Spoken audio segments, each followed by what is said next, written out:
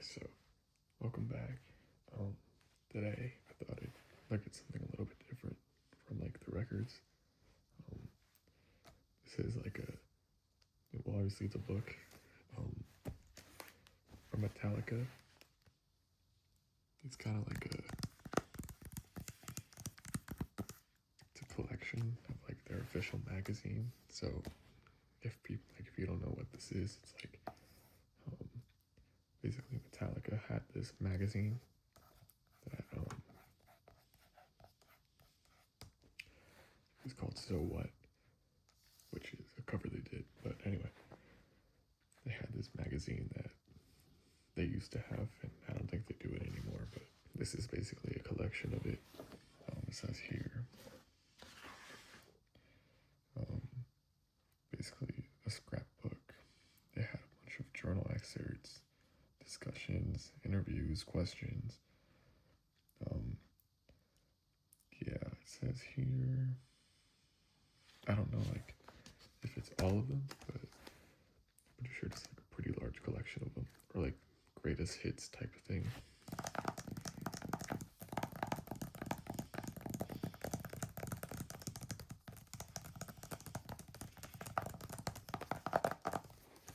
But yeah, this came out around this Saint Anger era, and if you know anything about Metallica, you know this was a very controversial era for the band.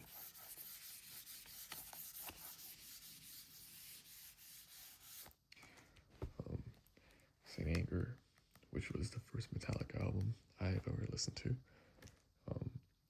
it came out in 2003 after Jason Newsted, their bassist, left the band, and basically it was just like their worst album. Basically, I like it. I think it's fine. It's not good, to be honest. I think it's not good, but I think it's like a time capsule, I think.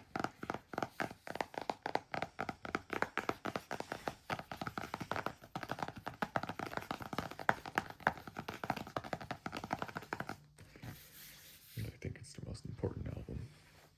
And since it's my first Metallica album, it's probably one of my favorites. I'm like a Metallica super fan. I know more about this band than I do about my family. But yeah, I figured we'd take a look at this. This is the first page. You can see Kirk, Jason. Here's Lars and James laughing. Jason, my favorite bassist. Well, Metallica bassist. But yeah, as you can see, this goes like from pretty early on to more contemporary times. Yeah.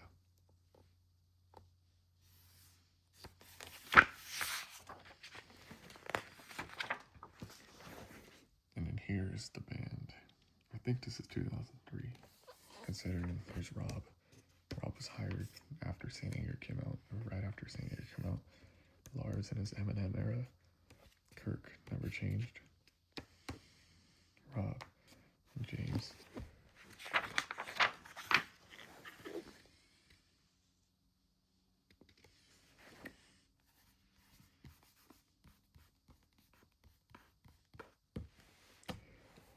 Edited by Stefan Chirazi. I think I know who he is, but I don't really remember, so I'm not gonna try. Here's all this. I got this at a record shop. Okay, this first edition published 2004, so that's when this came out, I guess. But I got this at a record shop, like several months ago. I saw it and I had to buy it. It wasn't that expensive either. Actually, I think it was like $80, but I probably got ripped off, to be honest. Here's the contents, little chapters. More contents. I like this one. Kirk's sweaty underwear. It's pretty funny. I haven't looked through this whole book yet, but yeah, I've been through like half of it. Here's like letters from each of the members. Here's James Hetfield. If you want to pause it to read it. Here's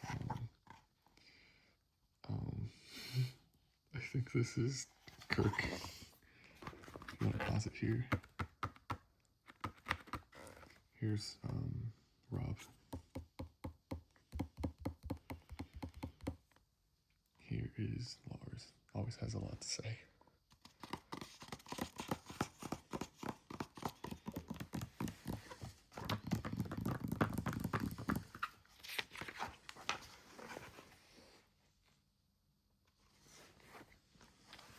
Here's the first chapter. If people like us, welcome them. If they don't, fuck them. Metallica for you. And I'm not going to read through everything. I think I'll just look through it, point out some cool things in the pictures. Here's Cliff. Rest in peace, Cliff Burton. I wish we knew what he could have done with the band in their later stages. Some more pictures. Here's Kirk. Looks like he's on the toilet. So is James. Some comments.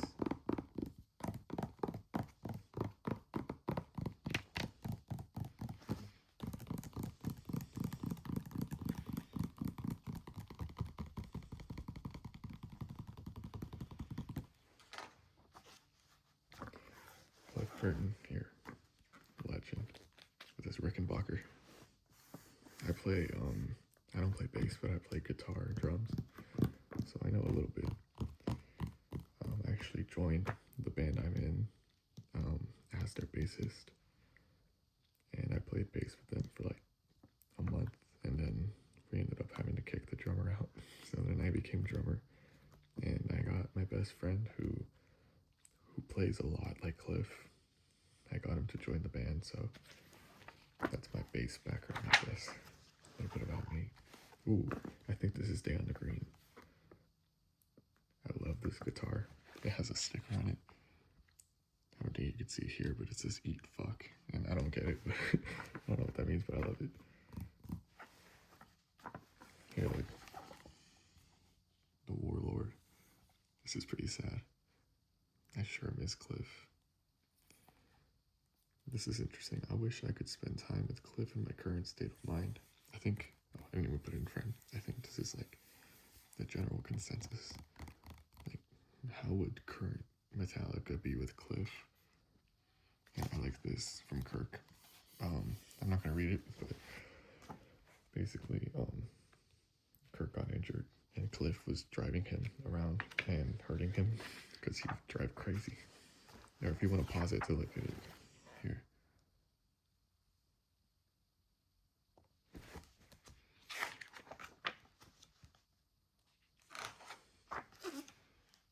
Cool pictures. Band questions.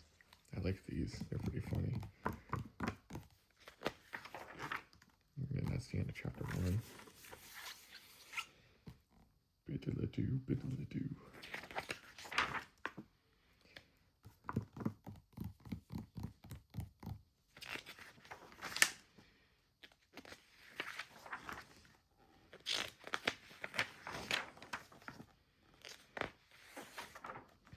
Okay, look. I like his mullet. James's mullet era. Pretty sick. He rocked it, to be honest.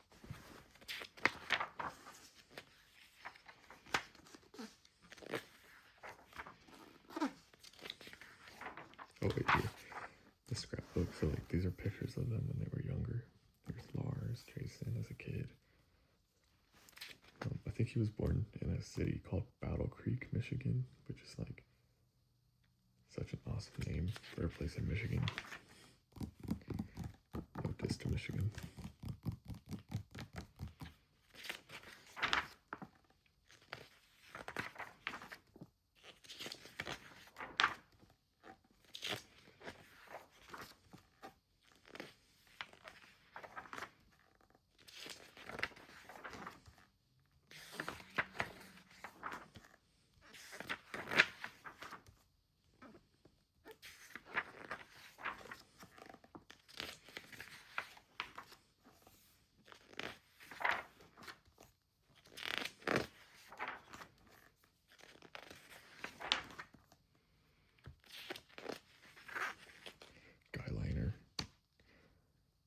pretty sick.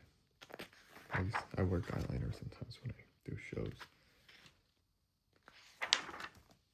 Oh my god. This is an awesome picture of James. He has such a powerful stance on stage. I think it's so sick. If I played guitar, which, I mean, if I was playing guitar in a band, I think I would try to emulate his stance because he really gives so much power. Like, I don't know, he has a lot of presence.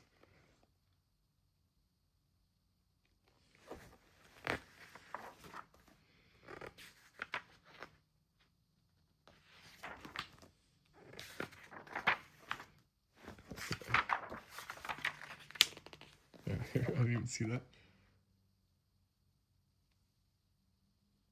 I don't know if it's focusing or not.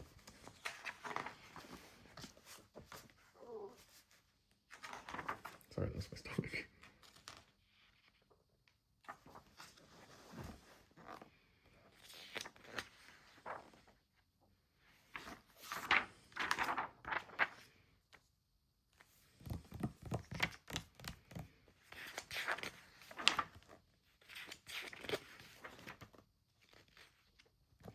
Here's Lars and his dad.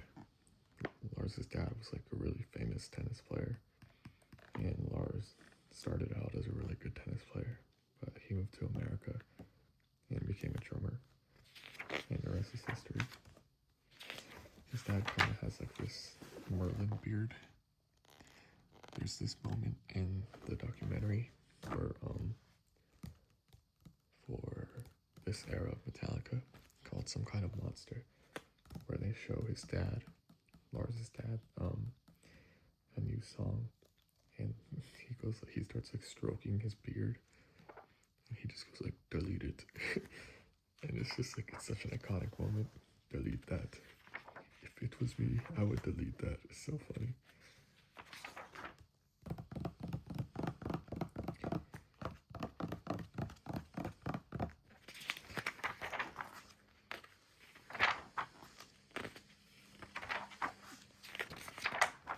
Let's go forward a little bit.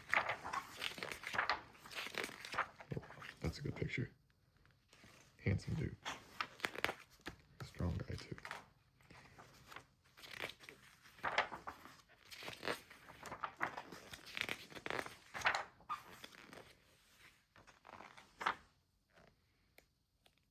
Oh, this is interesting.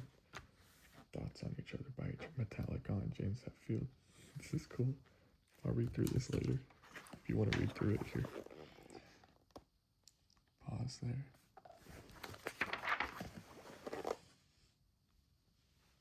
And I think that's full frame.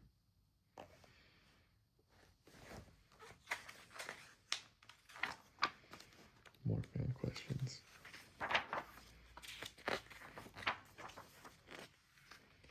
This looks like early 2000s.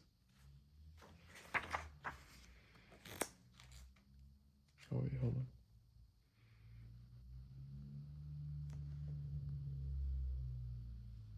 Oh, this is 2004. Oh wait, hold on, that's the editor. Yeah, this is interesting. This has to be before 2003, obviously. But it doesn't really look like the 90s because I'm pretty sure James still had his long hair and mustache in the 90s. Could be though, I don't know. It could be garage ink era. If I read into it, I'd probably see, but I don't want to read it right now. Oh wait, no. Oh, never mind. It says here 1999. Maybe that's when this was. Oh, this is for S&M. S&M, oh my god. S&M is amazing. Highly recommend you watch that.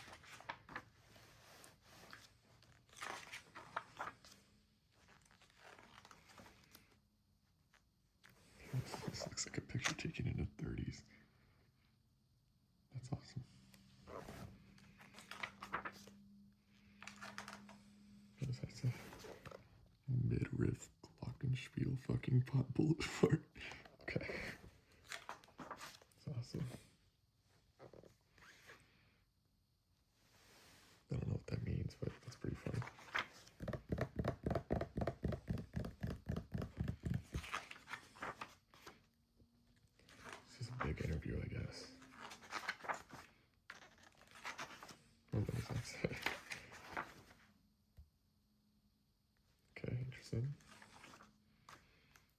Summer Sanitarium 2000.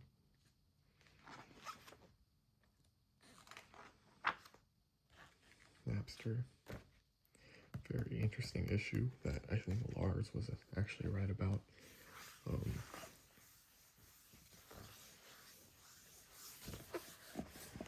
Yeah, basically, Lars was seen as like a, I don't know, corporate overlord for suing Napster because they were stealing music, and I guess he was right in the end because now Spotify is kind of screwing artists over. Jason.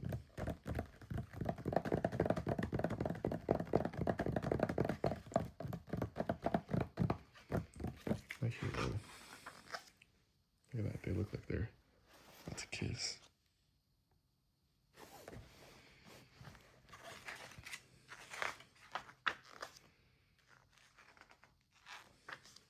More fan questions.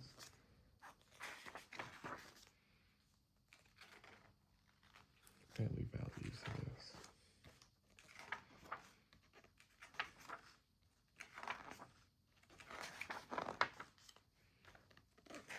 I like these little sections of fan comments. Interesting, like prehab, getting used to opening up. Kids entered rehab during their recording of Saint Anger, and I guess this was before that. Well, I mean, it was before that, yeah. I think this Russian trip was talked about in Some Kind of Monster, where, yeah, this was in the movie, because he missed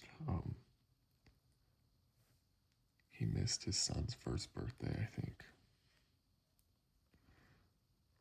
Yeah, I don't know if it says here, but yeah, it's hard to read this. I'm telling you, watch Some Kind of Monster. If you're a Metallica fan or even just a fan of music in general, it is such a good look into the minds of all these people and like the turmoil they go through.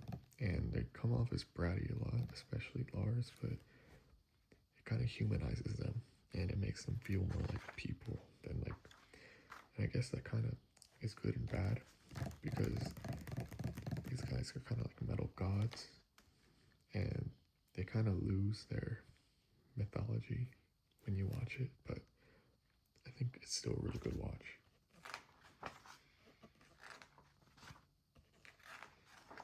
Lars and his sandwiches, if you know, you know.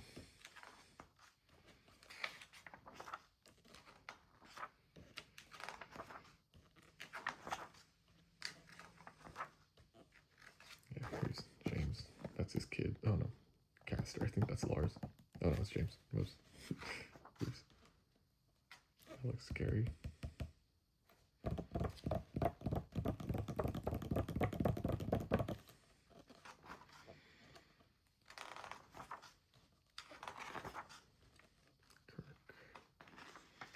Top 10 list of things in his life. Or top 11, I don't know.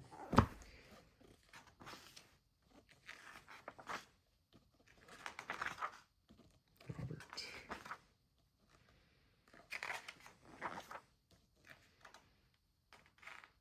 Yeah, here it is. Metallica back in the studio. They recorded some riffs in the Presidio, like a prison, and those things got lost forever. I'm hoping, because Metallica does like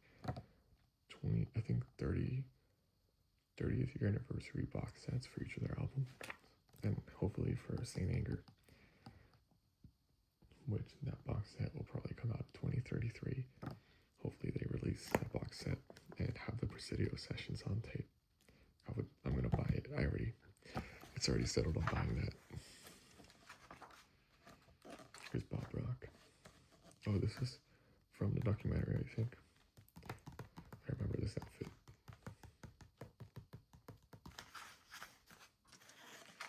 Sorry, I keep hitting this freaking stand. The Raiders. Yes. Unfortunately, I'm a Raider fan. I hate my life. That's all I gotta say.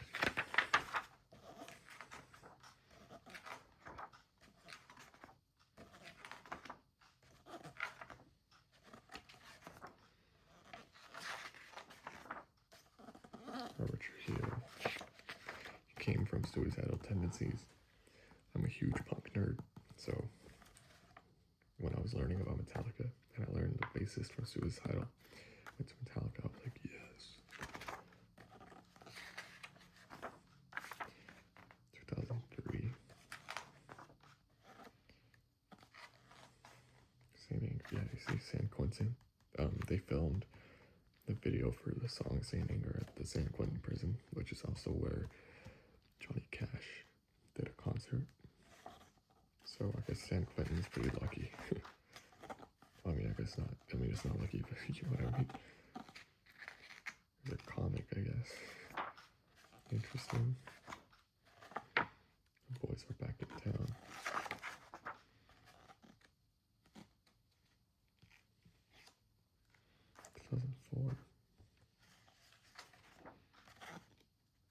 Like a new beginning, so yeah.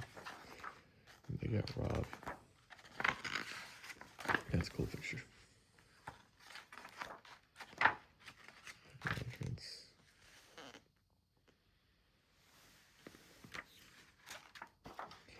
So yeah, after they got robbed, they waited 5 years and then released Death Magnetic, which was like their return to form. I mean, it was, but even that album had some controversy.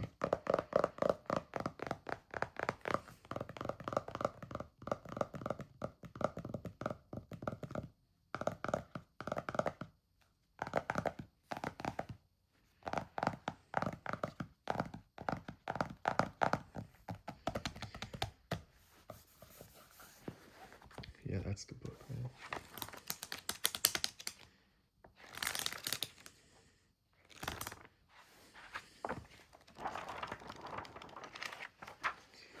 It's really good. I love this. I love this. I don't remember saying that. Did I skip this?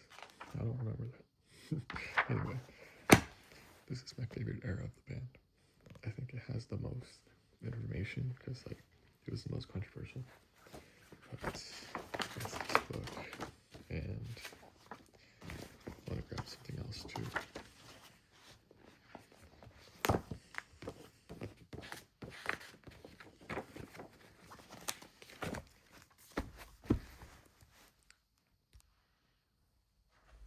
wanted to show this off too. This is the movie I was talking about, some kind of monster.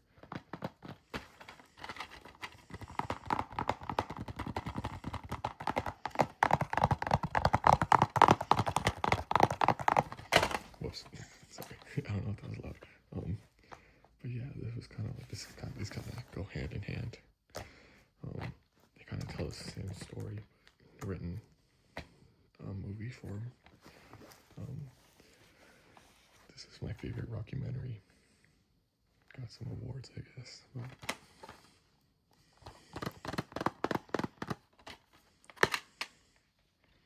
here's the bonus features.